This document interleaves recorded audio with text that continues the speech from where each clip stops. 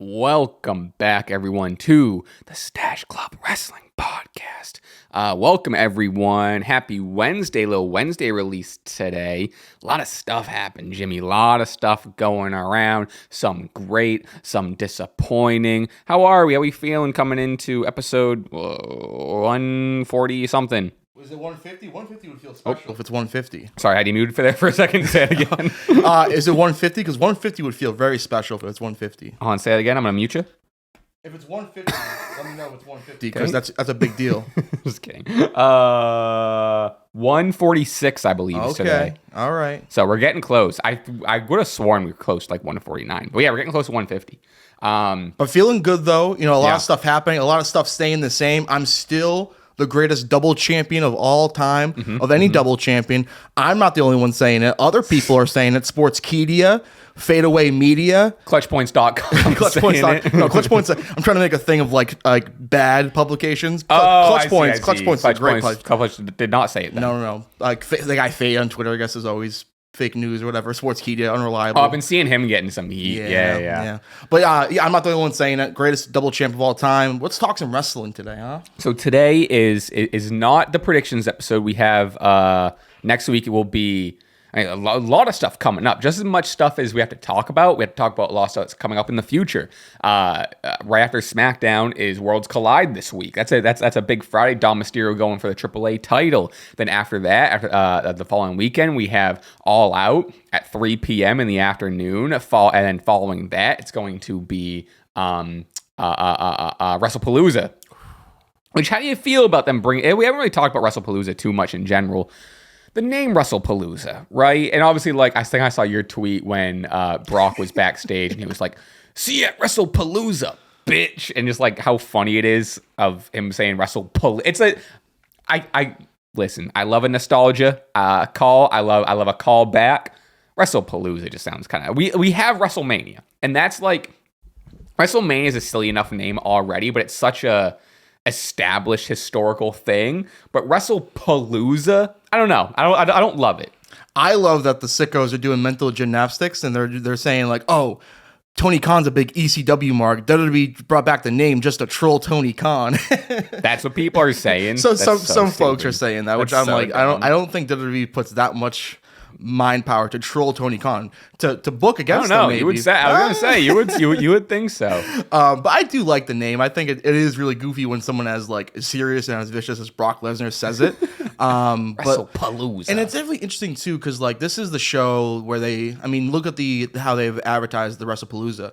It's a show that's like, oh, you know, I think in the commercial they showed like 8 celebrities before they showed one wrestler, and they're trying to get the casual fan viewer that's going to be watching it on ESPN for the first time to be like, "Wow, WWE is so back! Look at all this nostalgia! Look at all this great wrestling!" I mean, EO for Stephanie's gonna bang. So yeah, it's kind of a goofy name, but it stands out. I think it's as closest to like it's WrestleMania as it can't not be.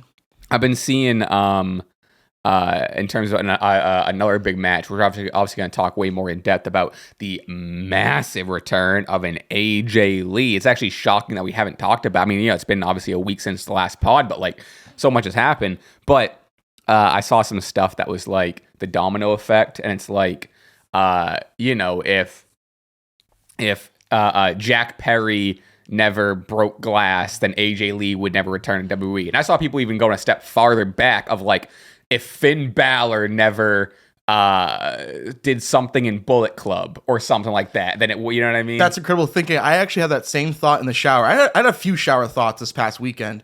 No, it's if the show Dawson's Creek in the 90s isn't popular, then AJ Lee doesn't return to WWE. Okay, explain that. Dawson's Creek is starring Jack Perry's father, William Perry, I believe. He's a big star. Obviously, he definitely got some, some loving from a particular fan of Dawson's Creek. Created Jack Perry, then thus Jack Perry became a professional wrestler.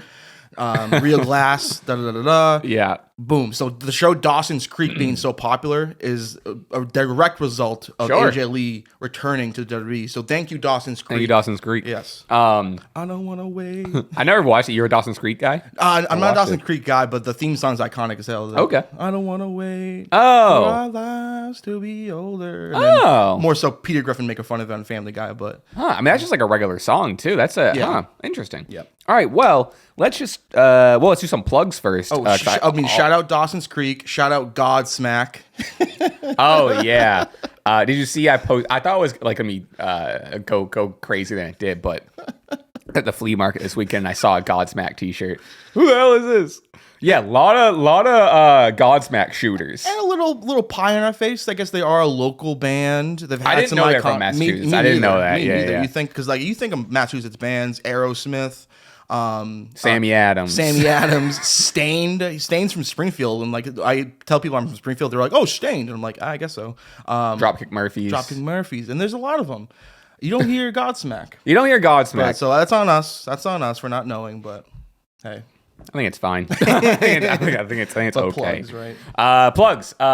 Folks, if you want to hear us chat for an extended hour, patreon.com/Stache Club Wrestling. We're taking a bunch of your questions, wrestling related, non-wrestling related. We go for a whole other hour over there. Please check that out. It helps the show out so much. And then follow all of our socials. All of our both our YouTube channels are in the description as well of all of our socials. And you can also find our merch and our Fanatics affiliate link and all of that stuff. And also, tell a friend about the show. If you're liking the show, tell a friend. I love where the show's at right now. We feel in a real groove. I think I came off last pod just being like we hit a flow state last pod. So yeah, that's kind of all the plugs. Tell a friend. We all could be friends. We all can do like Exactly. a 4-way handshake. All Sure. of us together in a field. So we are going to. I mean, we're gonna go to the obvious here. Man, AJ Lee is back in the WWE. Who would have thunk it? I mean, we have SmackDown to cover, we have Raw to cover, and I'll give everyone a warning now, as I usually do. Real chill vibe episode. I'm not really gonna go over all the beats of every single thing and in minor detail. I just want to talk about the subjects and talk about what happened and how we feel about it. But to give a small kind of lay of the land here, obviously on Seth Rollins, Becky Lynch, pushing the buttons of one CM Punk. Becky Lynch slapping around CM Punk. CM Punk over the past, at this point, 2 weeks, really making, some winks at the camera of just like, oh, like, I don't hit a woman and I know someone that does or can or like whatever. So we got this big tease on SmackDown. They're in Chicago of all places. AJ Lee's theme music hits. Electric. She makes her way down to the ring for the first time. Becky and Seth look like bumbling idiots. So I want to talk more about that because they are unsung heroes in this whole thing, I think. And then obviously on Raw, she also made an appearance with a promo. But we can start at SmackDown right now and kind of get into then what happened on Raw. But in general, Jimmy, how do we feel about I guess what can now be called the worst kept secret in wrestling? But this is great. It's 10 years and AJ Lee's back. She looks phenomenal. Hasn't missed a step. Looks the same she did 10 years ago. Better. Yeah. Sure. Better. Yeah. Are you kidding me? That like 8-pack. She's ripped out of her mind. I could not believe how magic that was. That return, that So cool. pop. And of course, yeah, thanks a lot, WWE Shop, Twitter, for spoiling it. I mean, again, there is so much speculation, but hey, tell you what, give them credit where credit's due. There was some murmurings of like, oh, watch this be Bailey, watch this be Rhea 100%, Ripley, 100%. watch this be like there was some like, oh, there be cautious optimism. Mm-hmm. But God, what a payoff. Just an absolute magical moment. She looks like $1 million. Given to like I kind of thought about it because a lot of people were kind of discussing like, oh, where were you in your fandom when she left off? And like, to be honest, like her kind of highest point in WWE, I was kind of off WWE a little bit. Okay. It was kind of when I was 18, 19 years old. And this is when and though like I still had my finger on the pulse to a degree, because I'm a mark. But like I was, doing other stuff, and I wasn't watching wrestling week to week. But like, yeah, this woman's wrestler, AJ Lee, is one of just the most inspiring people. What a way to come back talking about mental health, which definitely meant a lot to me and many others too. The big pop for therapy, which kind of felt a little funny at a point where people are chanting therapy, but it's like. I kind of felt in a way of like, I hope you're taking it serious when you're chanting therapy. Sure. Yeah, I hope it's not like ironic. I hope those people are chanting, which I think it came off genuine to me. But I started seeing a lot of comments too about people being like, and maybe it's people who weren't watching at the time that don't understand the history, or like, so just to like lay it out on the land, lay it out for people that don't know why AJ Lee is such a big deal. If you're someone listening that isn't as familiar with AJ Lee, or you don't really understand the significance, or you weren't watching at the time, or whatever, and but by all means, feel free to chime in here. But yeah, she. As much as you hear about the woman's revolution and the 4 horsewomen or whatever, none of that would have been possible without the groundwork that AJ Lee laid. And I saw just the most annoying thing in the world. I saw people posting her cage match ratings. I know you saw that. And like, yeah, like most of them, if not all of them, are pretty low. But you have to look at the context, the reasoning for that. Because at the time, women were getting only 3 matches, and they were told not to punch, or they were told not to. They were told to have these bad matches. You try having a 5-star match with Oksana and Cameron. Sure, but then you have these special moments with still in short matches where. Versus Caitlyn, versus Paige, versus a Nikki Bella, where it's some of the best and most competitive women's matches coming out of the Divas era, while they weren't given the tools at all. So the biggest thing with AJ Lee is what she did and how she represented herself with the lack of tools and support whenever she was given. She was at that point, she was in main event storylines and like main eventing, having big title matches, for the Divas title at the time. For a stretch of period of time, she was the main character Monday Night 100%. And I think just like her dressing different, and her just having a different attitude, different look, and more of a wrestling style at the time. So she pushed boundaries for her time. And what's so cool about her return is she wasn't able to, what's the saying? Bask in the fruits of her labor, right? So she was never able to get a WrestleMania main event. She was never even able to get a match over 10, 15 minutes, She left right before the 4 horsewomen came to fruition. Right. And so that's I hope I did a half decent job explaining that. But again, this is for the people that don't know. Those are some of the things of like, oh, that's why she's important, because there would be no women's revolution or 4 horsewomen, or I'm sure there would be, but like it wouldn't have been as, I guess, quick or I don't know, as quick of a spotlight at that time on it. And it hits even harder too, because she obviously left with some kind of bad circumstances with the whole, her husband got fired on their wedding day. Right. There was definitely a little bit of bad blood between the two sides of WWE and AJ Lee. And for a long time, and when talking about the women's revolution, they did not give her much highlight because of like the fact like you're not really working with us, so we're not going to always bring your name up. And now it's like full go. And I can't believe she's full time now too, which is like, my God. When she first got signed, first returned on Friday, I wasn't sure if it was going to be a one-off. Like in my head, I was like, which I'm glad it's full time, but in my head, I was like, I hope it's not a one-off. I hope it's not just like a 1 or 2 quick little, maybe like Nikki Bella return run or whatever. But no, she signed a full-time contract. She's going to be wrestling.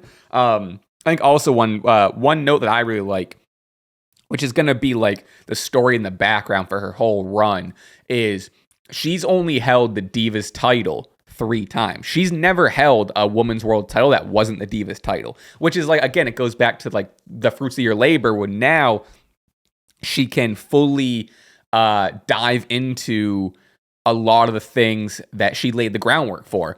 More competitive matches, a better style of wrestling, women's world titles that look like world titles, main event spots, main storylines between women. Like, it's really, really cool. And she's only 38. Yes. Where there's women who are that same age who are considered now like new gen or getting a new push. You know what I mean? Like she was, I think, so, I mean, obviously math. So she retired when she was 28, which like I never just like saw the numbers, but two and two together until the other day. So crazy. So crazy. Insane. Yeah. And I was a little skeptical of like, okay, she hasn't wrestled in 10 years. And, you know, this is kind of more of a goes to my taste sort of thing, but, you know, she's a bit of a smaller wrestler. Okay. She's a bit shorter. So, like, I kind of really thought this is going to be a one-off.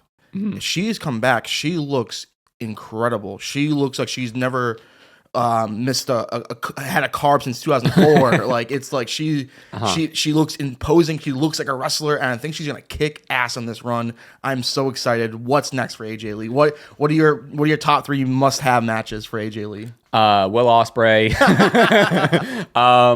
No, I mean like outside of the obvious of what we're gonna get. So I think we're obviously gonna get a Becky, but I want to see AJ Lee. I mean, again, the most obvious one that I hope we get: AJ Lee versus Roxanne Perez. Ooh, yes. AJ Lee versus Io Sky, and AJ Lee versus. I guess give me a. It's so hard to whittle down 3, especially because you consider like she's never really had matches against Charlotte. So like Charlotte, Bailey, and then the young roster, young NXT up and comers. It's like oh my god, even like, you know, Asuka, Kyrie, like you said, like all the Jesus Christ, that's crazy. Chelsea Green, sure, yeah, sure. We are eating. Wow, we are that's feasting. crazy. Yeah. I think too. I'm very, very, very curious and looking forward to how she looks in the ring. Obviously, her first match is going to be, and it's confirmed, is the mixed tag team match, her and Punk versus Becky and Seth at WrestlePalooza. And like you said, you know, she hasn't been in the ring for 10 years. And obviously, when she was wrestling, the style was much different. Granted, she was ahead of her time for sure, or not ahead of her time. She was before her time. She was ahead of her time.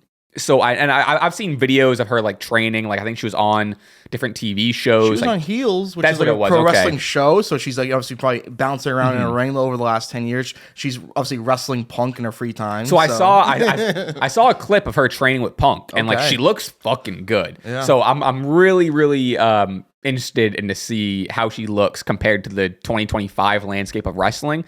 And my guess is that she's kept up and she's like gonna slide right in there with the women, especially considering what she was doing 10 years ago.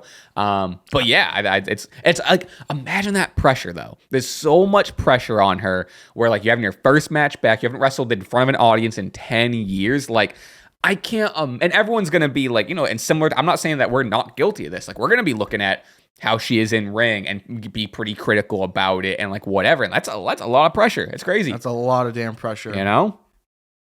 Yeah, so we have, I'd imagine after the mixed tag match, we are going to probably go to where she's been wearing the title. I do want to talk more about the looks promo. Damn good with that title. When she came out on Raw, that title, I was like, it's made for her. That title's made for her. But yeah, so I'd imagine after the mixed tag, she's probably going to go to a feud with Becky Lynch for the IC title. Let's say probably, well, there is Crown Jewel in Perth, and there's also Survivor Series, so it could be either of those. I'd imagine maybe Crown Jewel. I mean, like, is it too early for her to win it next month, the title? I don't think so, but like, no, I don't think so. She looks so good with it, and we can go to the promo a little bit, where again, like, we haven't seen the in-ring yet, but at least on the mic, I think like as good as she's ever been on the mic. Hasn't missed a step. She's phenomenal. You were talking about like which I want to give more light to for sure. Like really fucking cool of her after 10 years, her first time on the mic, and taking a moment to express where she's been and be open about her mental health journey and her struggles, and that being, you know, how it affected her life and how she's found help, and that's improved her life, and that's a big part of the reason why she's back. It's because her mental health is better. Yeah, it's just a iconic pro. Like that promo is gonna go down in history. Absolutely. And like what I appreciate about her too, and maybe it's more so she had just like the floor is yours because you did your first promo in 10 years, but it felt real. Everything out of her mouth felt real and genuine, and kind of just like you can tell the nerves were there too. Like the voice wavering and the kind of like, interacting with a live crowd to this magnitude in a long time must have been, so overwhelming, but she brought it home, and even to the physical stuff on SmackDown when she got physical with Becky, kicked her little butt. Dude. That was like I was gave her the shiner. Oh yeah, big she's time. like, you get in here, I'll give you a shiner on the other eye. Oh yeah. She like I said, hasn't missed a step. Was really great on the mic. And I even to like at the beginning.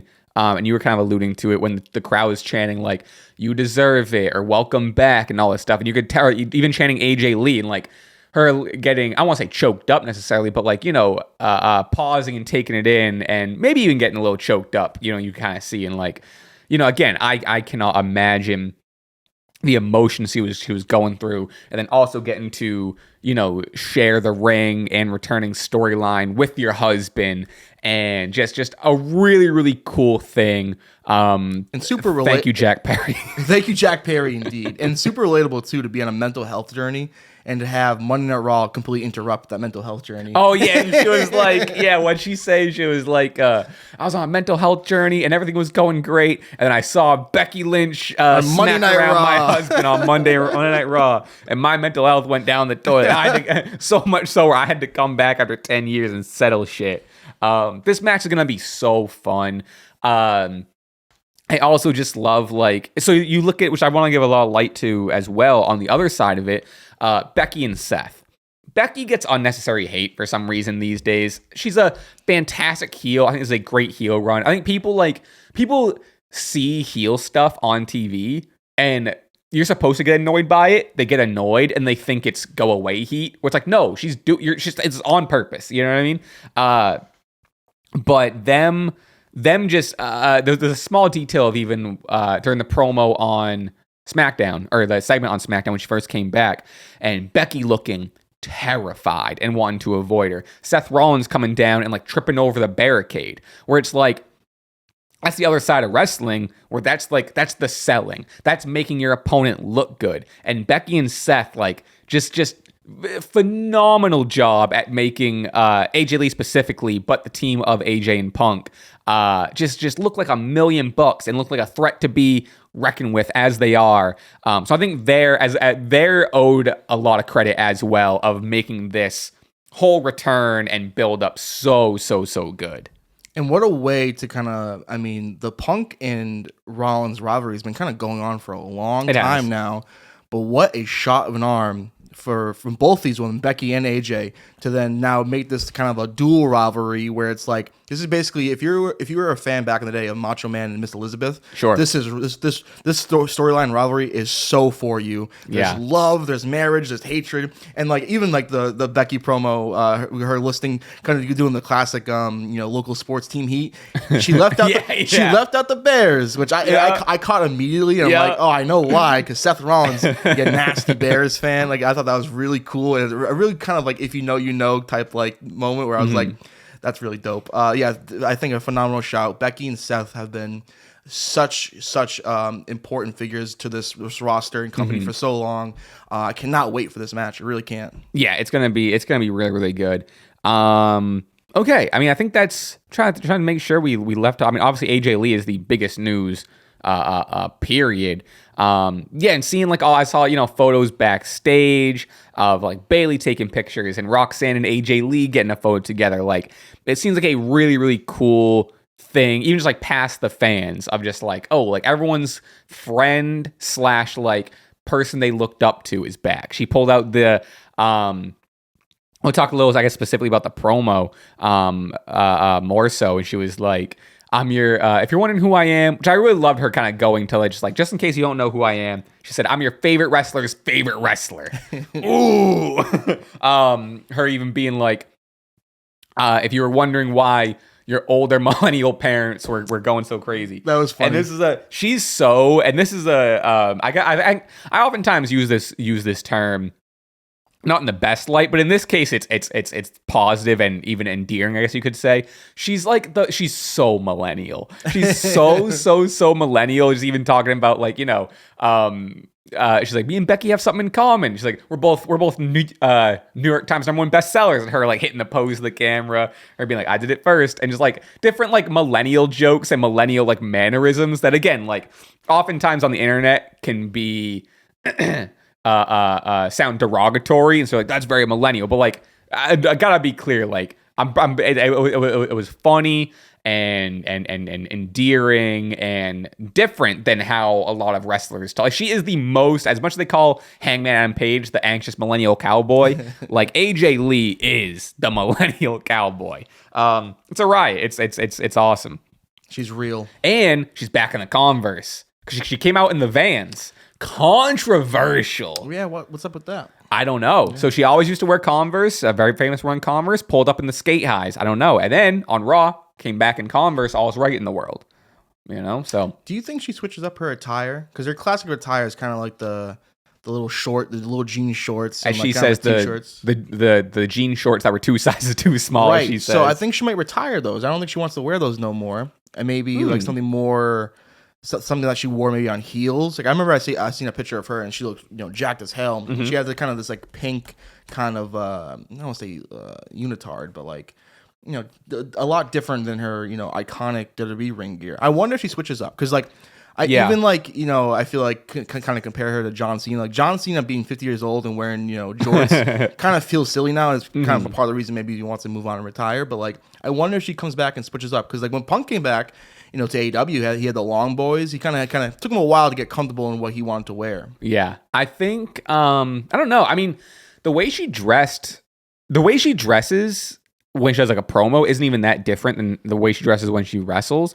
I don't know. She still had jorts on. They were definitely like not as like tight and short. Like again, as she noted, she's like, you know, we used to wear shorts that were 2 sizes too, whatever. I don't know. I my guess is it's the same attire, but a tad bit matured. Okay. So maybe like, you know, different variation of the jean shorts or like, I don't know. It's I'm I'd say what I saw. Definitely interesting. I'd say what I saw that was really adorable too was like this kind of side by side. It was like when Punk and AJ interacted in like 2013, 2014.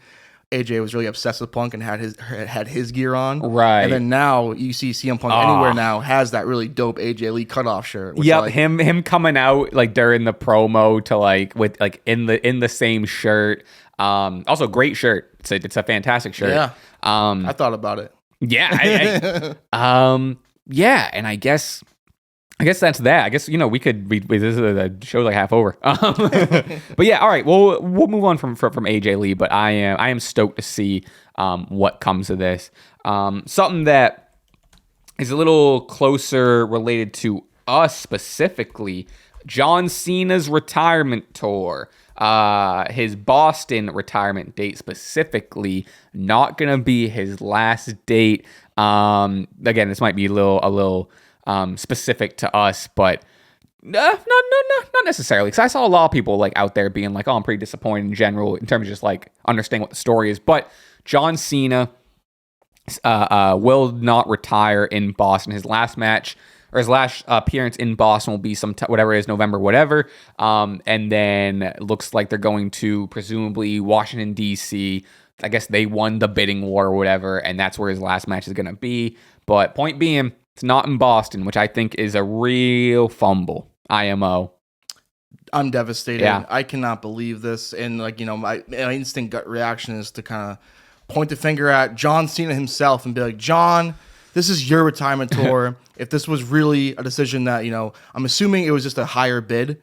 But at the end of the day, man, corporate greed, man, you're gonna and corporate greed has already kind of affected this retirement tour in a big way already, and it's killing me inside knowing that, like, you know, it was written in the stars a million miles away. Greatest hometown story to have John Cena retire in Boston. Yeah, and you're gonna go to the Capital One Arena in Washington D.C. Hey, in Boston too, doesn't even have to be at the Garden. Imagine John Cena retiring at Fenway Park. Oh my freaking God! Yeah, no, and you're gonna throw that away. And John, I don't get it. And we're still getting the Monday Night Raw coming to Boston fairly soon. Mm-hmm. Yeah, it's at Springfield this coming Monday. So like that's still Massachusetts, and that's like very hometown for Cena. And then yeah, like you were saying, Boston for November. It just hurts, man. Yeah. It just hurts, and like I've been looking forward to this for months. Yeah. Like when it was like speculation and like, yeah, 100%. And like I'm totally planning on breaking the bank to go to whatever price that they were asking me for the retirement match. Yeah. Now I'm not being asked to break the bank for a Monday Night Raw appearance, no match advertised, which like we could fantasy book. What do you do for John Cena's last match in Boston? Because I hope to God, since we did get an open challenge John Cena match on SmackDown against Sami Zayn, we get a match in Boston. And that's the thing too. Then like I'm like, oh, now I'm not going to the show. But then I'm like, wait, am I really gonna miss John Cena versus Dirty Dom Mysterio? Like, imagine if we get that in Boston, or like, so I still have to be there because I'm a John Cena mark. I've been there since day freaking one. But you would think that the retirement of John Cena would have been in Boston, and it's gonna be in DC, which like I've had to take, and I fully, wholeheartedly mean this. John Cena will be the U.S. president one day. I am like, I have no doubts on my mind. That man is going to be president of the United States one day. So him, his retirement match being in D.C. and Boston kind of represent, hey, John Cena, you were kind of America's greatest wrestler or whatever. There you go. Like D.C., kind of the, hometown of the White House, all that BS. So like, yeah, we'll see if a certain president shows up. I don't know. But like, it's TKO. What are you doing, man? What are you doing? Yeah, I mean, like, there's a whole conversation too about the whole just retirement tour at this point, and I've say this all the time where I've kind of been a defender of it, but I've always kind of said like I want to wait until we're all said and done with it to look back at it and then judge it for quality, as it's September now and we only have like 7 or 8 appearances left. We're getting toward the end of it where you can kind of start to, at least for me, I can kind of start to analyze it and really now look back at it as a whole. Man, and this isn't like an original thought. This is already think pieces. I think Alex Lejas put one out. Shout out you. But yeah, man, what do we? No AJ Styles match. No X, Y, and Z. Like obviously Boston. If we were to fantasy book it, John Cena versus a Carmelo Hayes is just right there. And like I would be shocked. That's not gonna happen. It's not gonna happen. It's something that would be cool and that we want, and it's not gonna happen. Yeah, it sucks. Like you said, hopefully the match with Sammy, which is a fun match. I really like that match with Sammy. Interesting though, because to kind of counteract the whole AJ thing, which like not as a big deal. We should have got AJ Styles no matter what. But how about the reaction that Sami Zayn got from the crowd? Oh, yeah, at SmackDown? He got it. booed out of the freaking building. And I think that's more of a testament to like, oh, anyone that interrupts, Big Match John in this moment, fuck you. I guess. But also I think that had to do with like maybe the Chicago being more of a bizarro world, more of an internet crowd, perhaps. Like Sami Zayn got booed out the building. He didn't do nothing really too egregious to be like to get booed out the building. He got booed out the building. Because I've seen people justifying it and saying stuff like, well, he's going up against Cena and he interrupted like. Because the crowd went crazy. He won the U.S. title the week prior, and the crowd went crazy. But this is Chicago. It's a bit different. I think, and I have to watch it back. I think we got a cheer during Sami Zayn's music. Like when he first came out, I think we got a pop. It wasn't like Sami Zayn's music hit, and then it was like a boo. But once he got in the ring, then it was like, we're going to change our mind and now boo him. But even that pop is like, maybe the segment of Cena's not over yet. Sure. So again, like it's really interesting. But like, it's not like Sami came out anything but a face, I want to shake your hand sort of like I was very confused with the Sammy stuff, and I get the justification. I get it's anyone that goes against John Cena is the enemy at this point, blah blah. But like him coming out and I think he eventually kind of got the crowd for the second half when eventually they got into like which beautiful storytelling of I debuted during your U.S. Open Challenge. Now I'm the U.S. champion. You debuted against Kurt Angle in Chicago, like in this building, right? Like just like so serendipitous, and maybe even a reason why Sami Zayn won the U.S. title off of Solo a couple weeks ago so quickly, because they had this kind of, in the back of their head. But also, you want to talk about the match, like we had Cena hitting a Styles clash, right? He had a Styles clash in this. Or was that the Logan match? Either way, pulling out moves. Angle slam. He hit the ankle slam. He hit the ankle lock. He did the edge spear, which is like he looks like a fucking cartoon. Him doing like the whatever commentary calling it. That's an ode to the big dog.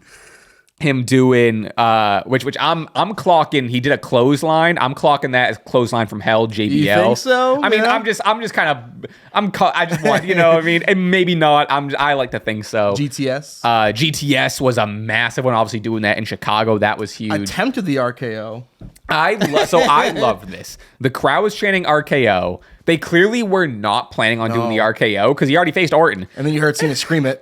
Cena not gets up, but no sells, crawls right over to Sammy, just like out loud talking to Sammy, basically probably going like, let's I'm gonna go with the RKO. And like, you know, obviously didn't practice it, did the attempt to at least get it, and then Sammy shoot him off. But like, I saw a comment, I think it was either on one of my things or it was on something where it was like, this man John just got straight up, called the spot, like whatever, and no one gave a shit. Because it was the crowd was already so hot. They already gave us so much in that match. It was just like, fuck it. Him calling it on the fly was like, sure, it was silly, but it was just like, fuck it, who cares? It's so good.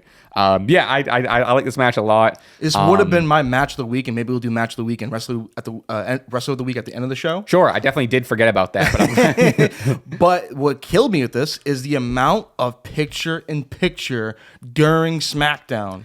And I'm glad you bring this up. This really took me out of the match. And like, again, it's picture-in-picture, so credit. Like, I was paying attention, you know, to the smaller screen to the left, but like the amount of times they went to it, and like, again, like, so much of wrestling is the crowd interaction. It was a hot crowd, and like so many spots that I'm watching in picture. It took away so much from me.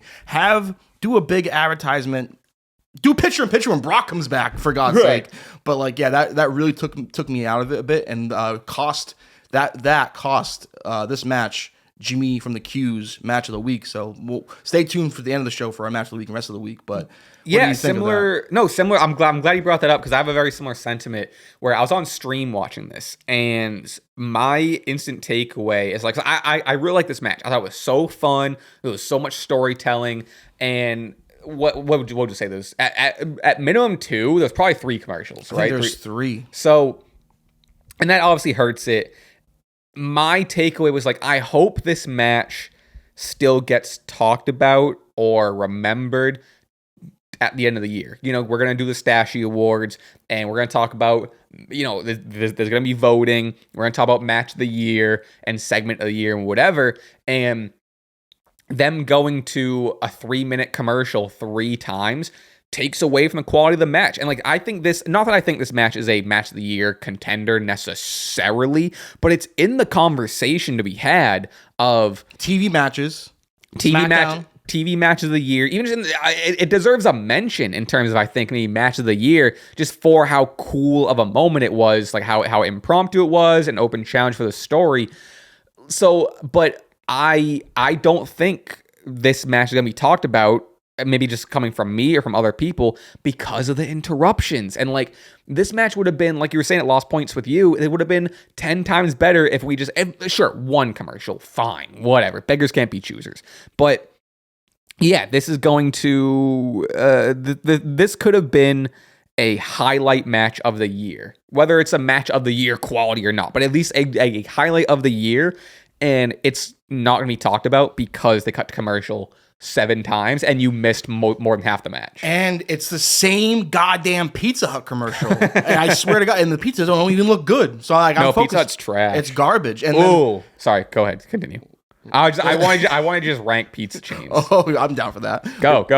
Pizza chains? Pizza chains. Maybe we save it for the Patreon. I got to think about that. All right. Save Okay. For Patreon. All right. I know my one. And why also this match won't be listed in the match of the year contenders, because he got interrupted by Brock freaking Lesnar. Yeah. Which, like, you know what, man? Like, you know, we go back to SummerSlam. Yeah, it's like, and it definitely felt predictable, that because again, you hear murmurings of Brock being there, and it's like, how is this match going to end, whatever. Right, that's the thing, right? You had John Cena for the U.S. title. You're not going to have John Cena lose on SmackDown during one of his retirement dates, but also Sami Zayn isn't dropping the title to John Cena. You know what I mean? So like, that kind of didn't help the match too, like you were saying, of like, there's gonna be shenanigans because how are they gonna book themselves? I'm glad we're getting it. How are they gonna book themselves out of it? I was booking in my head, I'm like, maybe John has a few dates and like during Sure. those dates he defends the title. I don't know. Maybe, I would love it. Maybe, but then yeah, go ahead. And then of course Sammy doesn't need that heat for Right, beating John right, Cena, right. whatever. And then Brock comes out and it's like, honestly, man, the magic might be gone. And again, you incorporate the the lawsuit and the bad juju with that, and like it's just like he came back, and I swear to you, it wasn't like it was almost silence from the crowd. It was very quiet and almost an uncomfortableness, and it's like, man, you really ruined this great match. Like, boo you heel, but also like boo like your existence and your place on this show. And it's like, yeah, you kind of suck, dude. Yeah, I think a lot of people's sentiment, and mine included, is just like, okay, like WrestlePalooza's in a weekend or two. Let's get it out of the way, because I don't, I'm gonna get proven wrong almost instantly, but like, I don't think this Brock Lesnar return, I think we're just getting the WrestlePalooza match. I mean, I wouldn't be shocked if he's back and has like a run or whatever, but like, I don't think we're going to see Brock weekly. No. I think he's going to do the John Cena match, be gone for a little bit, and then pop up again to face, I don't know, Roman again. You know what I mean? It's something like that. He'll be at Manias, Rumbles, right, He'll exactly. be a very part-time kind of special attraction guy. Exactly. But yeah, and like that's the thing. Like I'm someone that lost their shit upon his return just because of the instant reaction of like, oh my god, he's back at SummerSlam. Sure, it was surprising. It was surprising. Crazy. Now I'm like kind of sitting with it, and I'm like, like I'm kind of bored of you, man. Like you don't really add much to it's intrigue, and like your match quality is you're gonna suplex. You're gonna dominate Cena. I kind of think you probably should put Brock over against John. I kind of hope they don't now, because I'm like, you can kind of thinking about it as we go talk about right now. It's like, I think John, I mean, they're both big time part timers. I'd be a lot more happier to see John Cena win. So yeah, I mean, booking wise, what makes more sense? I don't really know fully because I don't know Brock's schedule, but like I think Cena should definitely beat Brock at Palooza. Yeah, I think Cena should beat him, but also, and this, real kayfabe wise, is like, Cena had that banger against Cody, obviously lost at Cody at SummerSlam. Again, just like on kayfabe characters, whatever, like, is John Cena beating a Brock Lesnar? I mean, John Cena's whole character right now is that he's older and he didn't put away Cody, and his whole part of the reason for his heel turn was that he was not confident in himself or whatever. And then seeing how Brock's being presented, like he took out Sammy, then he hit Cena with it. He's hitting the F5s coming into the match. Like, I'm very curious how they're going to book this match. He beat Logan. Cena, yeah, sure, yeah. A little momentum. I'm really curious how they're going to book this match, given what kind of wrestler Brock Lesnar is and how he's usually presented versus where John Cena is in his retirement tour. And just Cena's not heel anymore, so you can't even pull out like, granted, if he was facing Brock, like this heel versus heel, but like Cena's not heel, you can't pull out like a cheeky low blow sort of win, Yeah. Wait, granted, sorry, I don't know if we were on the same train of thought, but you go ahead, because I have a fancy booking now. I kind of do too. I kind of just hope that Cena versus Lesnar is kind of an ode to their match at Extreme Rules 2011, Brock Lesnar's first match back in the company, where like that match is an actual trip. There's a moment in that match where Brock Lesnar jumps up on top of the stairs. Yeah, I saw that clip going around, and then Twitter. Jumps out of the ring, gets like caught in the ropes, and like it was most like weirdly athletic thing I've ever seen. And then of course post match after Cena wins, which like booking wise, that's kind of crazy that you booked Brock to lose his first match back. But hey, maybe we'll see it again here. But compromise to a permanent end, Osama bin Laden. So maybe an ode to that too post match at WrestlePalooza. But go ahead. I was just gonna say, like, as I was saying, you can't really do a heel Cena thing. Maybe you can. Maybe you can do, especially with how disliked Brock is in terms of kayfabe heel stuff and just like real life people not being stoked about him being there. Remember the Undertaker low blow Brock when he was a face? Exactly. Yeah. I think you can pull out John Cena low blowing Brock or John Cena hitting Brock with a title, and people are going to cheer for it. Like I think you can do it. Turn. Yeah, I think you can do it. Yeah. But all right, that's that's kind of that with the Cena stuff. Again, we're looking ahead to WrestlePalooza coming up next week. Predictions again, big weekend next week because the SEO Predictions Championship will be on the line twice. And given now they're separate shows, I guess. I mean, we can do a little sound off in the comments, but I think now they're on separate times. We can probably do like defense in the afternoon and then defense in the later in the day, or we combine them and just do one massive defense for the whole day. I don't know which way you're leaning. All out Uza. Yeah, all out Uza. Yeah, I don't know. Well, I don't know. Maybe it's one big. I kind of lean towards one big smack dab. It's never been done before. Yeah. I'm not mad at it. And then we have like we can decide. I mean, at that point, that's gonna be what 12, 30, whatever. How many matches? AEW is probably 20 matches. That's why. Yeah. So even like if we want to do conference points, still conference points are way crazier. I don't know. Sound off in the comments of what you think you want to do. But I'm not mad at either. I'm really not. Exciting stuff. All right. Where do you want to go to now? We have I don't know. We have a couple stuff to go to. Sorry, I don't have the most detailed notes here. Jey Uso cosplaying as the tribal chief? Big Jim and Big Jay. So Usos, yeah, seemingly they're kind of back as a team, and then you lead all the way to the ending where Jay, little heelish, hitting the. Remind me of the ending. He hit who are they? LA Knight. LA Knight. It was LA Knight takes him out at the very ending after LA Knight. And I thought we were setting up for some, 3-on-3, everyone's standing tall, some sort of 3-on-3 match. Jey Uso takes out LA Knight. Big Jim is just like, what the hell? And Jimmy's just like, ugh. Granted, I'm sorry it had to be LA Knight. Sorry it had to be him.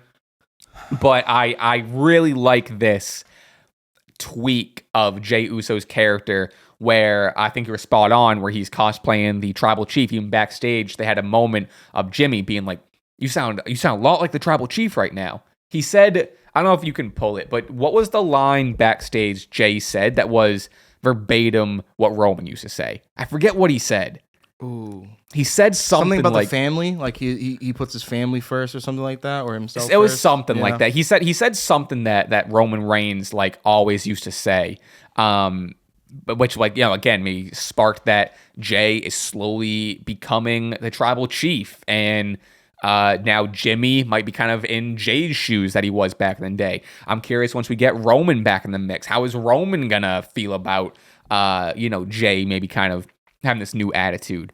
But I mean, he definitely played to Roman's advice in the Fatal 4-Way World Heavyweight Title match. Yeah, where he was like, "Yo, don't trust LA Knight and don't trust Punk because I have a history of Punk and like just go out for you, do you." And yeah, I think that definitely showed in that match, and it's definitely showing in Jay's behavior going forward, taking out my boy LA Knight, which like, hey man, the enemy of my enemy is my friend usually, but apparently Jey Uso ego trip. Putting himself first and trying to lead, trying to prioritize, himself and, seemingly, hopefully Jimmy as well too. Right. But yeah, I think it's an interesting dynamic because I kind of joked with you last week because I kind of dig at Jey Uso sometimes to get at you. You dig at LA Knight to get at me. Sure. And I kind of, was like, oh, back to the tag division you go, Jey Uso with yourself. But I think there's definitely an opportunity to kind of do a dual storyline and kind of like just like a momentum moving forward. Like Jay can still be in a tag team with Jimmy, but also still be his own man and still be his own individual singles title world heavyweight contender self while still being in the tag team. So it doesn't have to be so black and white, but it's exciting. I think it's definitely a much needed character development for Jey Uso for sure. And I even like just like a small detail of like him doing this like. Because obviously they kind of go back and forth like yeah and yeet or whatever, and then Jay taking him out real aggressively at the end, kind of hitting him with just like a yeet, like an aggressive fuck you yeet. I don't know. I liked it. I mean, once we get to the point too, if we get a full blown heel turn where Jay wants to keep the yeet to himself and he gets mad at the fans for yeeting, is gonna be gonna be that's cinema. My thing. No, that's my thing. Yeah. All right, we can go to Uncle Allen here. A lot of stuff going on with AJ. First of all, I had a match against El Grande Americano, and first of all, El Grande stuff. I am almost liking it now. I know I've ever since it started, I've never liked it. Chad Gable sucks as El Grande. The Chad Gable El Grande stuff is shit. Ludwig Kaiser El Grande, I'm starting to, I saw a tweet that was like, it went from a little Chad Gable sort of like MAGA sort of El Grande to now a tweet was like, now with Ludwig Kaiser is like, y'all might have a white boy speaks a little Spanish sort of El Grande. Kind of like a Chet Hanks Americano. Sure, yeah. It's getting better. I still am in the camp of I want them to progress it, which we did get, I believe, Pete Dunne's version of El Grande showed up during the match. So we got something, still not a whole lot of story or progression. But and also with like, not just throw a bunch of stuff at you, but AJ Styles, first of all, obviously, as always, looks solid in the match, but I guess what a lot of people are talking about, and I'll tell you this, and I'm never really a person to say like, you're getting worked or whatever. People are getting fucking worked with this AJ Styles promo. Big time. Like to a shocking degree. Do people not know that he was like, he didn't say that on the fly. I don't I've and like I said, I almost don't love that I'm saying this because I am always someone like lose yourself in the product, yes. like whatever. But people saw this AJ promo, and for context, it was during commercial, but AJ was like this, and he kind of broke kayfabe where he was like, he broke kayfabe, or he kayfabe broke kayfabe. He was like, I always lose, and I'm not AJ Styles, and I should be. And he says, there's someone that doesn't want me here. I miss Gallows and Anderson. Yeah, and Mia Yim's on SmackDown. Right, and that got a big pop from everyone. But yeah, so I hate how annoying that sounds. Of just like, but like Sure. I'm shocked how many people are like, we heard something we're not supposed to hear. It's like, no, you didn't. It's funny. It's funny you bring that up because actually, too. I mean, for me, I love it, but yeah, I didn't see this because this is on Netflix, and they showed a commercial during this. International crowd has seen this promo live on television. I seen it after the fact, and the only reason I seen it is because fan of the show Emily DM me, goes, "What do you think of this AJ Styles stuff? Like, I can't believe it. It's like she definitely got worked." And like things like, there's some merit to like AJ actually being upset and then not being a part of the show. And I'm like, what is this promo? So I looked it up. I'm like, this is part of the show. It's part of the show. It's like this is a storyline. Like maybe some real life elements and like some chatter, or whatever. But 1000%. Like AJ Styles didn't grab a mic off the cusp and then went into business for himself. Like it's 100%. Definitely got the green light to mention Gallows and Anderson. Definitely got the green light to mention all this stuff, and it's gonna play out on the show, and it's gonna be awesome. This is like whole Venn diagram of wrestlers that are on Raw and also with including the AAA.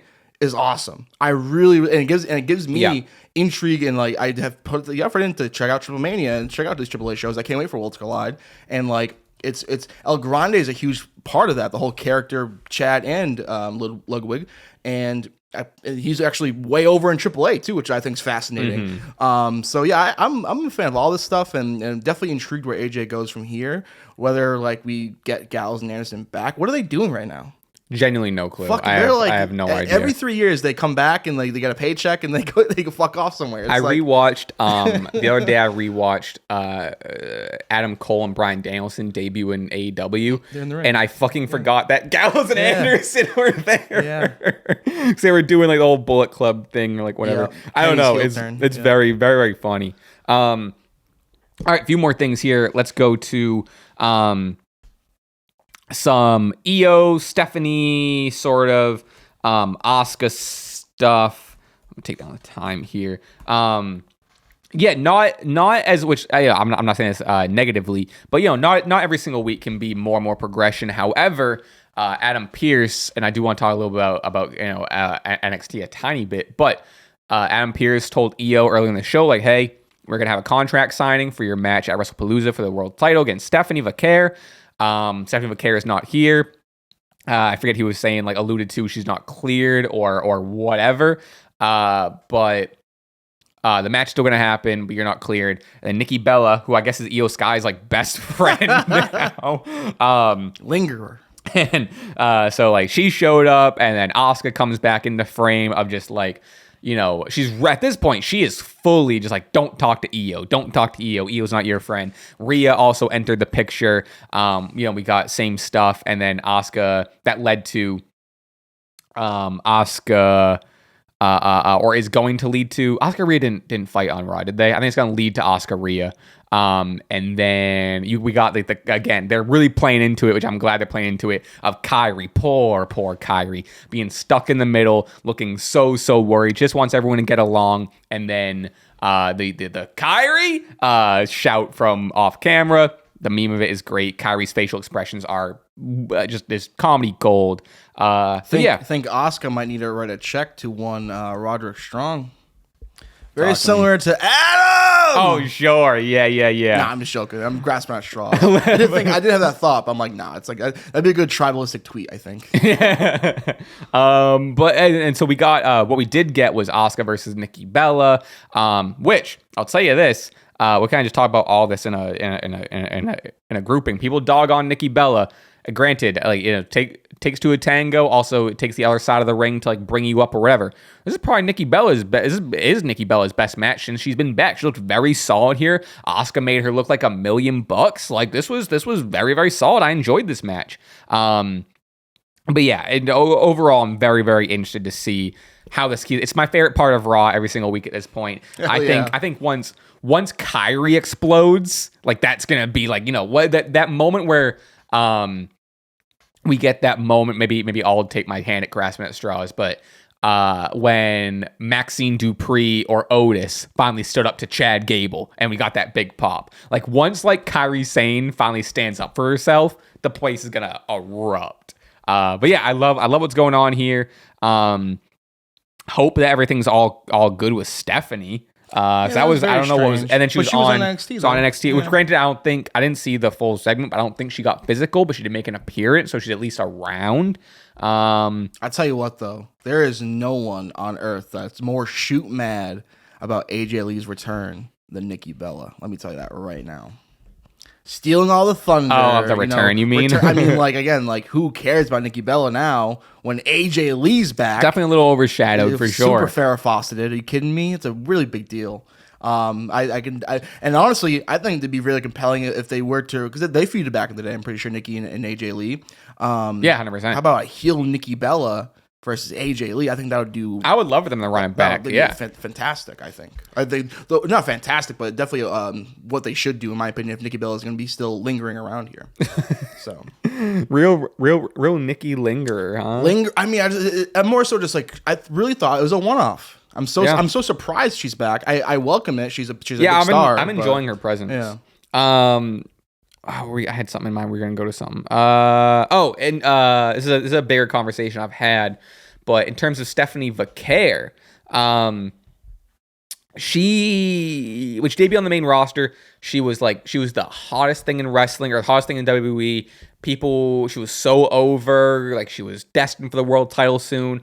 We haven't seen Stephanie Vaquer on TV in what feels like forever. She hasn't had a Raw match in what feels like forever. I'll look up in a second the actual when's the last time she wrestled. But and then also now here with not being available for the contract signing. And granted, like if it's an injury or if it's something serious, like I obviously want to give credit to that. But I saw kind of a discourse being like, what are they doing with Stephanie? They had gold in their hand and haven't putting her on TV for what? You know what I mean? Like she's still like the best and super over and on fire and killing it, but you're slowly cooling her down without her being on TV. Again, grain of salt if like there are other implications. Yeah, we don't know, but it's also at this point this kind of really seems shady. Considering too, Stephanie was on NXT last night, so she I think is fine. And like, why not book one of your most hottest rising stars on Raw, even if it's just to come out and throwing Slim Jims in the crowd? Like, I would welcome that. Sure. Like, if you're gonna throw advertising in my face, have a star be on your a star wrestler be on your wrestling show. Have her throw Slim Jims into the crowd or something. I don't know. Like, it's shady at this point. the lack of Stephanie on my TV screen on Monday Night Raws, which, by the way, Monday Night Raw is starting at 7 p.m. going forward, I think. I'm going to fully forget that by the time. Like 100% I'm not remembering that. Kind of weird. I want to see the last, matches. And I wonder if it's an effort to kind of combat, Monday Night Football's back. I think Monday Night Football coverage starts like around 7 p.m. So maybe that's it. Because I don't think Netflix and Raw has been doing so hot compared to SmackDown, which has been doing really good. Given that the AJ Lee return and Brock thing kind of definitely bumped up, but like there's been some talks about Netflix, Raw not doing the best. Really? Yeah. Huh. The last match Stephanie Vaquer had was at the end of July on the 28th in a big tag match. So something happened. My birthday happened July 29th, and then Stephanie has vanished. I don't know. Is this the Jimmy from the Q curse? I don't know what happened. What's going on? I don't understand it. So yeah, I don't know. I mean, obviously, I hope the match is still fine. But then you go over on NXT, where, like you were saying, she did make an appearance with Rhea Ripley and a Tiffany Stratton to combat Fatal Influence. And then we'll just run down the rest. We got another Joe Hendry say his name appearance. We got Tyler Breeze coming back, which I think Tyler Breeze is like one of the most slept on, underrated wrestlers, like, period. I fucking love Breeze. Go back, if you don't believe me, go back and watch his match with Jushin Thunder Liger. Banger. Fucking, who else showed up on NXT? Carmelo Hayes came out and backed up Trick Williams against DIY. Who else made an appearance? They didn't advertise this being a homecoming show. I swear to God they didn't. And like, so next week is unless they're doing 2 homecoming shows, but next week is homecoming. Oh. Yeah. Well, I'm gonna be locked in. I can't wait for that. Yeah. But like, I'm gonna look it up. What the word is. But yeah, crazy, just star-studded show. Did you mention Tiffany? I think Tiffy was there. Tiffy was there. Yeah. NXT Homecoming. Yep, next week on the 16th. I don't know if I don't know if any matches got made.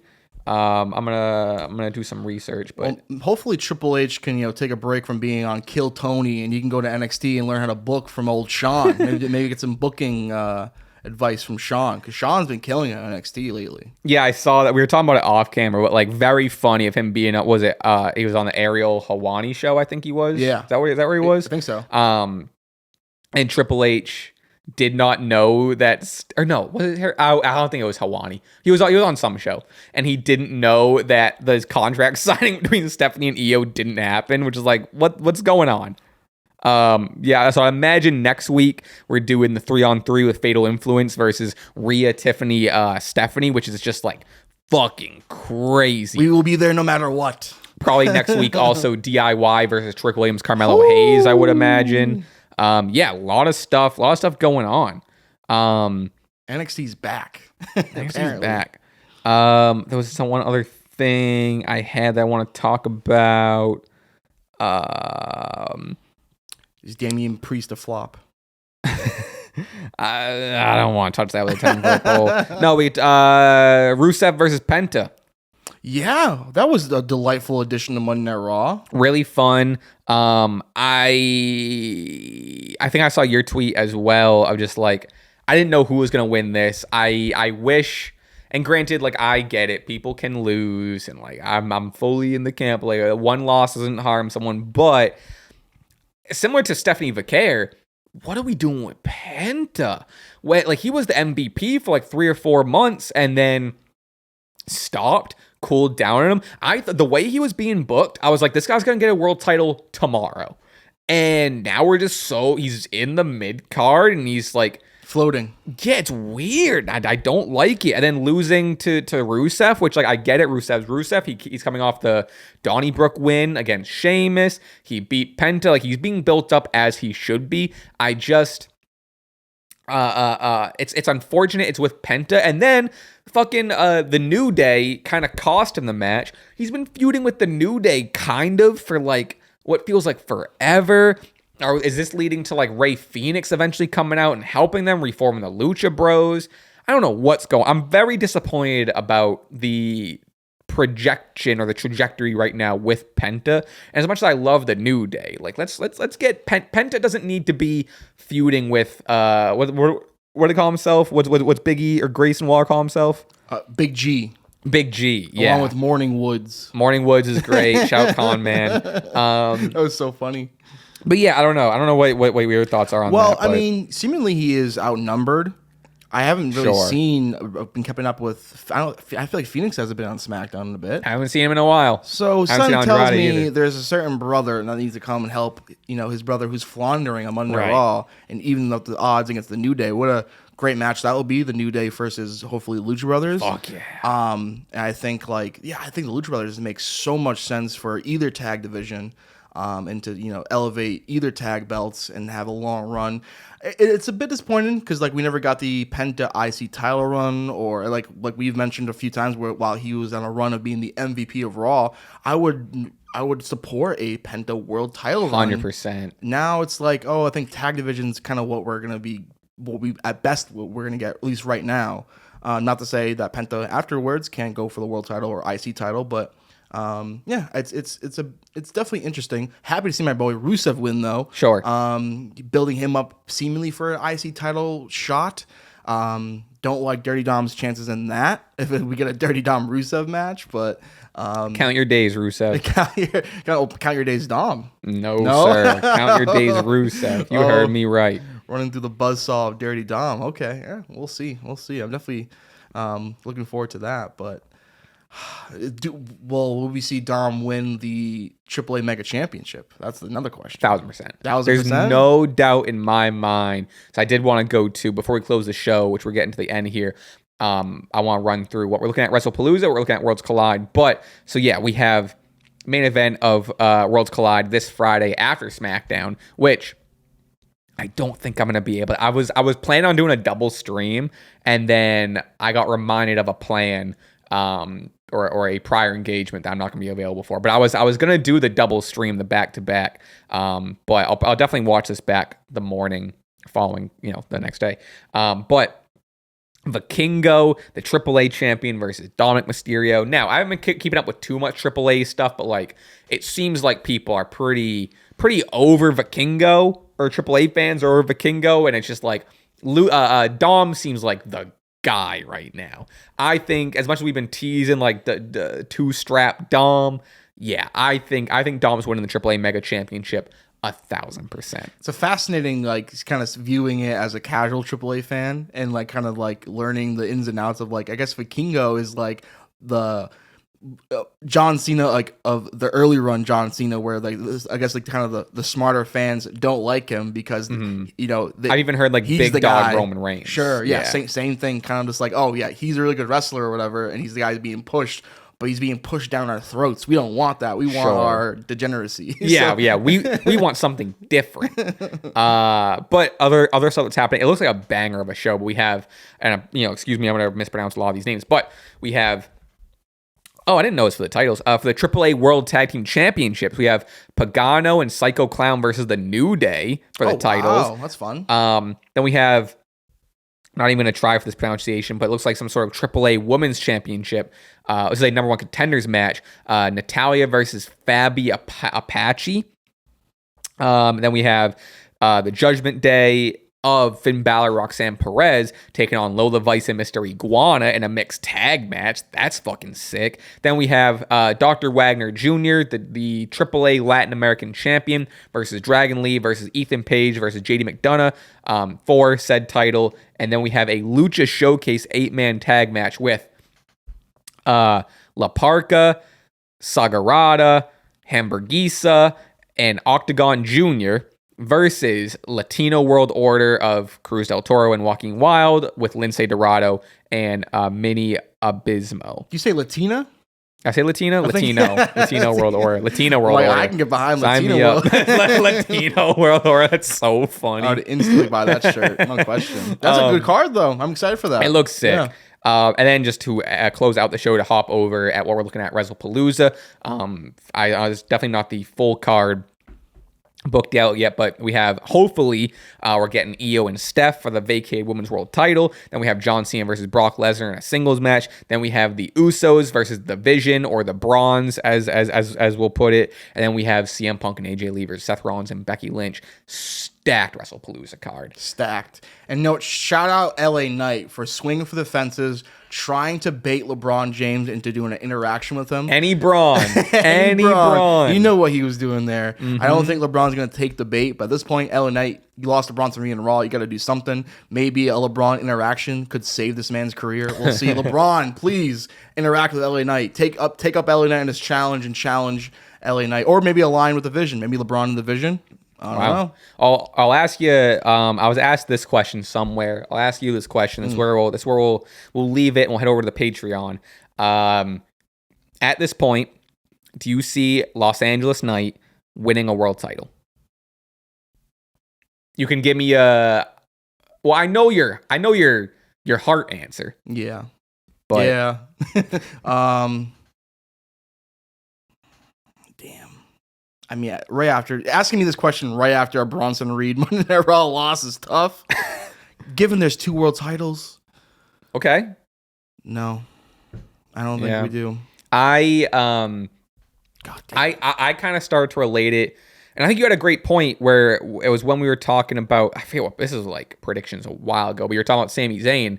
And you were saying how you almost don't want him to win the world title because he can go down in the list of people. At this point, if Sammy never wins a world title, like he will be the best wrestler to never win a world title or the biggest what if or whatever.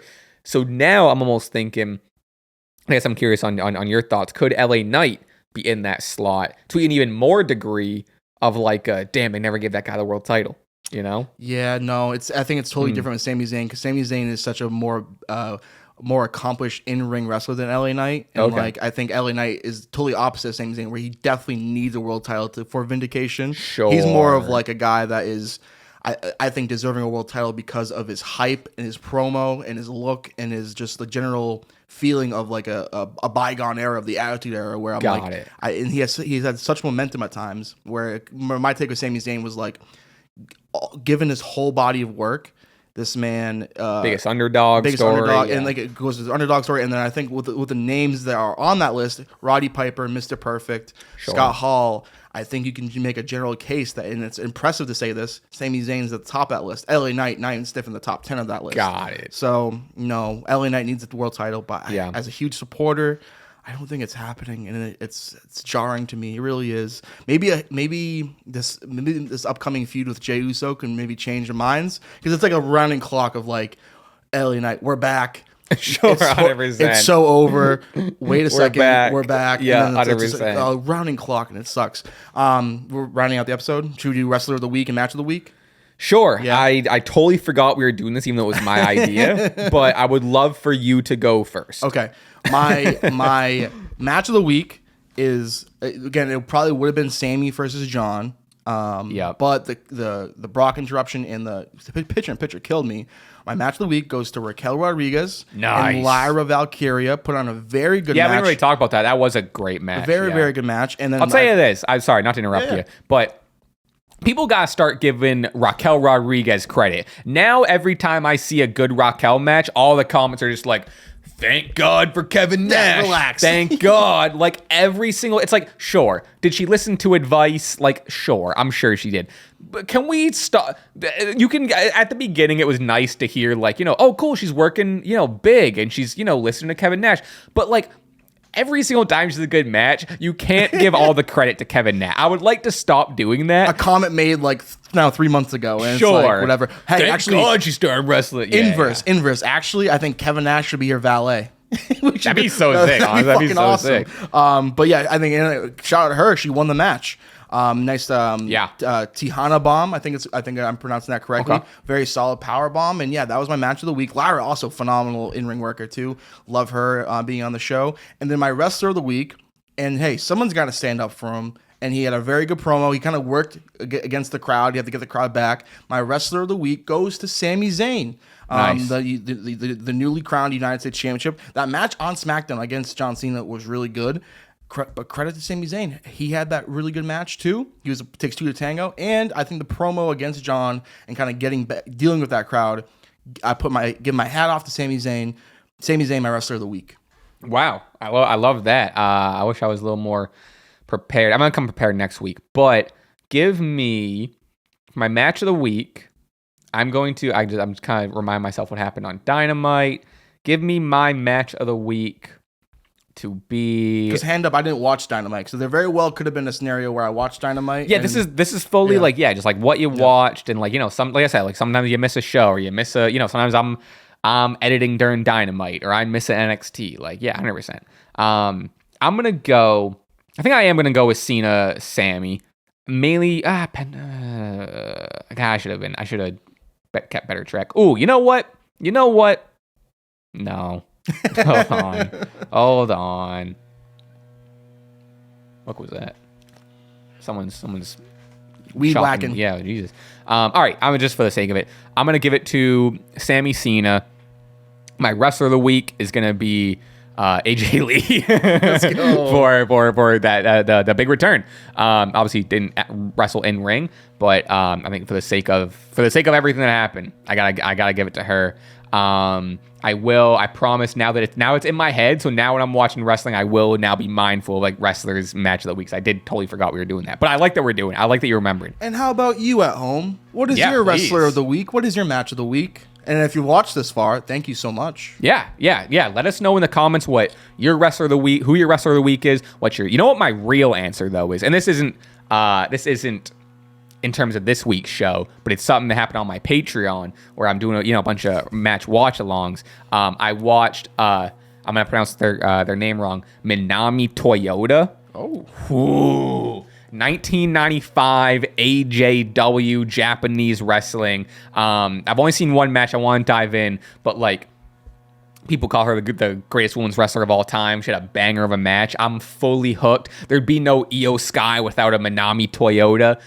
She fucking rocks. Like in terms of just like who I'm like on right now, Minami Toyota. That's funny you say that. I was watching Vengeance 2001 a few nights ago, and I was like, oh, I wonder if I can incorporate someone that had a match 25 years ago to be my match of the week. Like, again, it's what we view. So it's what I watch. So it's funny you said that. So maybe that what would you have said? I was watching what match did I really enjoy? I think it was funny. Jericho Austin. Oh, okay. And I was like, hey, I wonder if I can incorporate this match. Yeah. Even though it has happened 25 years ago. Maybe that can be like the this match of the week, which is something that happened during the week, but then also just like I don't know, a highlight of I don't know what we call it, like your throwback or I don't know, something like that. Yeah. You know what I mean? We'll brainstorm. All right, folks.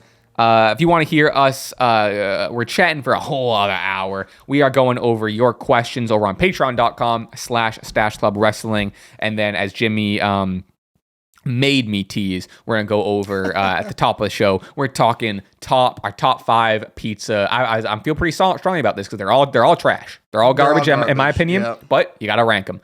Thank you for being here. If you made it this far, which we always got to do this, which I also like doing. If you made it this far, alongside with your wrestler of the week and match of the week, give us your favorite chain pizza restaurant. Yes. And that'll be that's our little. Sometimes I guess some weeks it will be a phrase. Some weeks it'll be a question. Don't know. Folks, thank you for being here. Thank you for keeping up with the pod. I hope you're enjoying it as much as we are. And without further ado, we'll see you on the Patreon. Jimmy, I'll give you one of these. Let's send them home nice. Send them to the Patreon nice. And we'll see you over there.